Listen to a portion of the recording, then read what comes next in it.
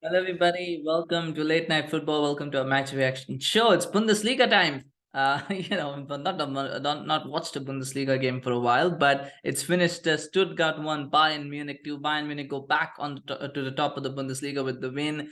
Needed to win as well because Dortmund had had won yesterday against Leipzig, so they needed to win today to go back to the top, and they've done that. I tell you what, they've got a big game against PSG coming up in midweek. And on that performance, I got to say PSG have got a very, very good chance of going through. They may be 1-0 down, but I think PSG have got a very, very good chance of going through because Bayern today looks so unconvincing. For large parts of that game, they look very, very unconvincing. At the start as well, they didn't look like they were very sloppy.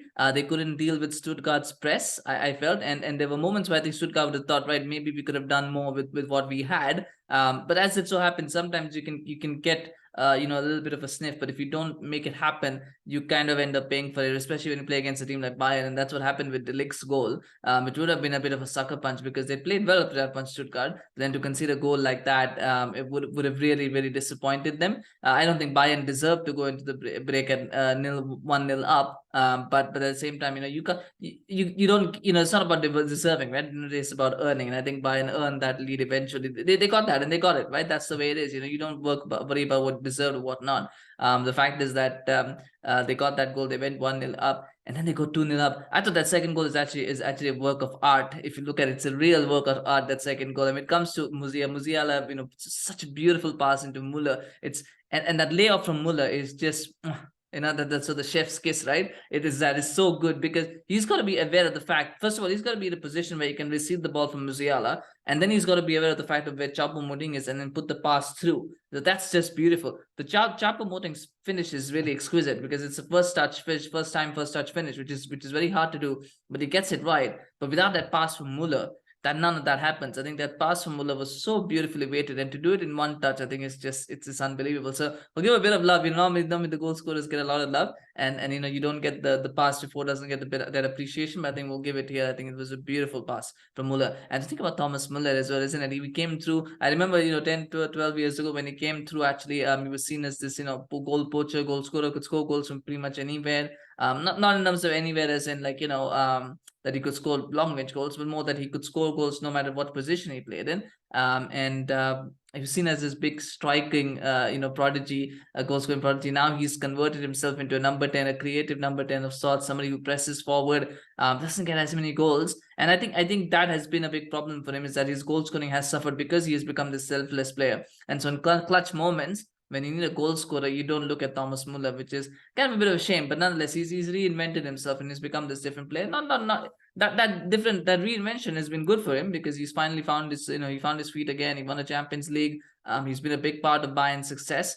In the last few years. But you do sometimes wonder what would have happened if you could have kept honing his craft and become, that goal poacher. Maybe goal poachers have a shelf life. Maybe there's a lesson there for Erling Haaland as well to look at. But yeah, I mean, it's that pass was brilliant from Muller. And then I think the mistake that Nagelsmann made was he brought on Benjamin Pavard and he brought him on, but he took off Muller. Right, and what happens with Muller now? Some will say it was a negative move anyway because immediately they went to a back three, back five, whatever. But I think more importantly, Muller's press is so underrated because he leads that press for Bayern. He's the one who leads it. He's the one who controls it. So without him, they lose that pressing element. So not only do they invite more pressure on themselves by playing an extra defender, they also lose that press, which helps them counter press and counter attack. And that's something Nagelsmann is going to have learned, that you can't. I get why he did it. Probably wanted to preserve players for PSG. But you've got to sometimes play, be wary of the fact that you're only 2-0 up, you're not 3-0, 4-0 up. So if you're going to make a change like that, you're inviting pressure, and that's what they did. They invited pressure, and the goal comes. It's a great cross, by the way. Again, delivery is brilliant. I mean, people will talk about that header from Pereira, and that header from Pereira is good because it catches Sommer out completely. There's nothing Sommer could do to stop it. It is so perfectly placed, but the pass. Again, the delivery, the cross is so good because that cross, when it comes, it takes out the two defenders in front of him. It just takes them out because there's nothing they can do. Once that cross is put in, it's put in such a perfect area, they can't do anything. The only thing that can happen is one of the two defenders has got to get tight to Pereira and then basically put him off. But there's no way that when that cross is put in, they can do anything other than just watch it because it's so well put. There was no way they were going to head from where they were standing. there was no way either of those defenders were getting to that cross. The only way they were getting to that cross was if one of them was close to Pereira, which is of course a question in itself as to why nobody's close to him. But that's the beauty of that delivery. It's just so good, and it's 2-1. And and you think, okay, well, we've seen comebacks today. We've seen one comeback already. Are we going to see another one? Are we going to see Stuttgart pick up a draw? And they had chances as well. I mean, the Koulibaly chance, which he flashed wide. I'm always partial to headers because I always feel that they're difficult. Even free headers are difficult to get on target. It's not like placing a shot. A header is, it's very, very different. So I'm partial to that, but it was a good chance. But I'm always more forgiving of people missing headed chances, just personal preference. But I know some people will be critical in the fact that he probably should have scored because it's a free header. But yeah, there was a chance. But I'm not going to be too critical of him by saying, well, he should have buried it or whatever, because it's always difficult with headers, no matter what's a good crosses. That was a good cross as well. But yeah, otherwise 2-1. And I think Stuttgart will be happy with their performance. Disappointed the result, of course, because they probably wanted 3 points just to get themselves more cushion in that relegation fight. But the spirit that they showed will please Labbadia, and hopefully they'll be able to pull away into safety from here. They take heart from this performance. Perhaps from Bayern's perspective, as I said, that performance is not going to please Nagelsmann at all. Sommer was sloppy with his passing. And again, I don't think Sommer has replaced Neuer. I just don't think he's. And it's difficult to replace Neuer because he is one of the world's best goalkeepers. But I just feel that he's not. He doesn't offer, like, he's an okay shot stopper, I guess, but in terms of his command of the box, in terms of his communication, in terms of his overall presence, I do think Bayern are missing Manuel Neuer a lot more than they probably would have thought when they bought Sommer. And I don't know what the answer is, but they're going to have to try to figure out some solution for that, because you can see the obvious gap in quality between Sommer and Neuer, and that shouldn't happen, but you see it. And Ligt got his goal, which was good. I thought Ligt and Upamecano, particularly in the last 10 minutes after the goal, I think they looked a lot shaky. They looked very, very, very uncomfortable. And one of them really should have done better on the header for Pereira. I'm not sure who should be picking him up, but one of them should have picked him up, and that is going to be a problem. Pavard is not available for the game against PSG, so it makes sense that he didn't start. I thought Stanisic was okay. I'm assuming he will start at right back, but I think he was okay. I don't think he was too bad. So that's something there for them. And then that brings me to Sane and Mane, who didn't start today, but when they came on, they didn't look like, if you've seen Mane as much as I have, for Liverpool in the Premier League, and I'm sure Liverpool fans have seen a lot more of him than I have. I just feel there is something that is missing. I just don't know what it is. But he hasn't settled into that team. He hasn't settled into that side. Same thing you could say for Sane. Sane doesn't look like the player that he was for Manchester City. And that brings me to the point that Manchester, I think that transfer, the Sane transfer and the Mane transfer, in effect, has not benefited anybody, has it? I mean, Manchester City have never really been able to replace him. They've won titles, but they've never really been able to replace the direct, energy and the direct play that he brought. They've never been able to replace that. They obviously Bayern Munich haven't benefited from it in the sense that Sane hasn't been the player that they thought they were getting. Probably that injury that he suffered in last season has something to do with it. And it takes time for players to recover from injuries, and probably he may never be that player ever again. But the fact is that Bayern will probably not be happy with the fact that they spend that much money and he's a super sub now.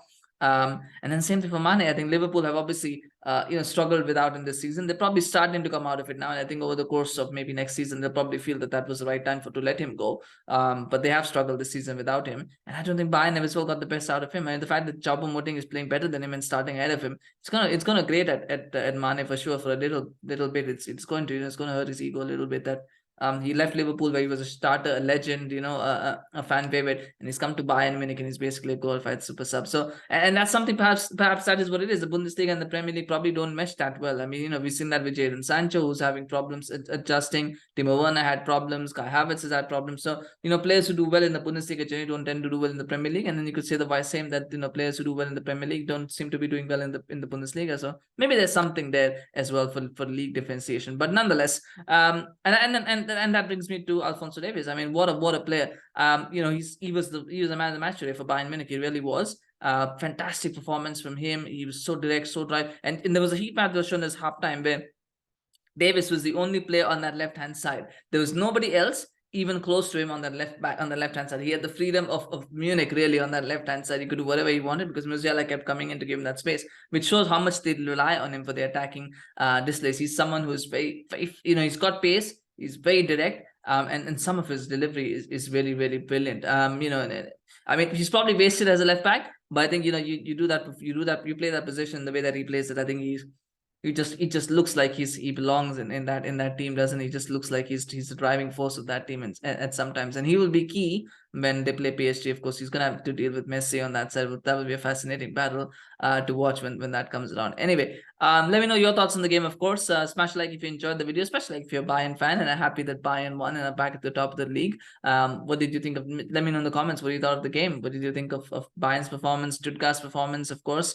if you are a Stuttgart fan watching this, commiserations, of course, to you. But there's a lot of heart to take from this performance for sure. Yeah, and do subscribe to our channel on YouTube. Follow us on Facebook, Twitter, Instagram, of course. Hope you enjoy some of our match reaction videos. We might do a couple more, not big match reaction, maybe some reels or shorts later on today. So do stay tuned for that. And if you subscribe, you'll get notified as they drop. Yeah, and thank you so much for your support. Take care. We'll see you again soon. Bye-bye.